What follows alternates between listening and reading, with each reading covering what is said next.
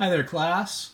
For some of these little videos, rather than forcing you to endure my face, I'm just going to point at the content that I want you to quite honestly consume and be very familiar with and help you do that.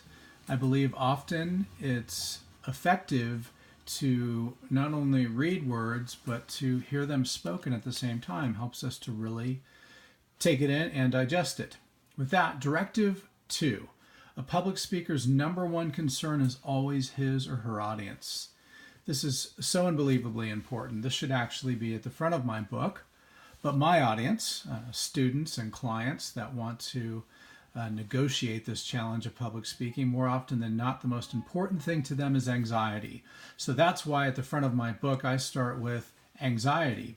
But for you, as current and future public speakers, you need to fully commit to the notion, to the truth that your audience is your number one concern.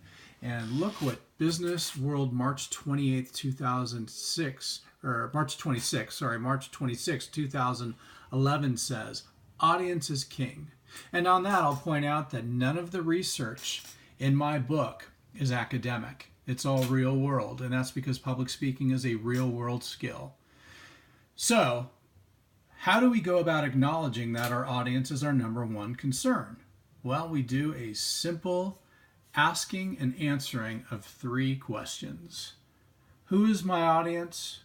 What do they want? And how will I give it to them? These 3 questions are so incredibly important and so often neglected. Especially important when you're at work or speaking for an instructor in any class. Give the person who has given you the task what they want. And the best way you do that is by asking, who is my audience? What do they want? How will I give it to them?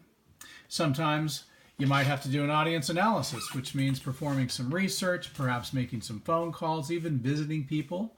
And for this class, I will challenge you to give your 5-member audiences something worth watching. When you're putting together your presentations and you have asked these people to commit some time out of their life to come and sit and watch you, it would be in their best interest, again, they're your number one concern, and your best interest to give them something interesting to watch and listen to, because if that's the case, they're going to respond with smiles, eye contact, perhaps applaud, whatever, because you have gone out of your way to give them something to watch. So with that said, I really want you to acknowledge this truth as we move forward. A public speaker's number one concern is always his or her audience. And notice here's some more real-world research. Crain's Cleveland Business, June 8th, 2015. Knowing your audience is critical, as is knowing how they want to consume content. Who's my audience? What do they want? And how will I give it to them?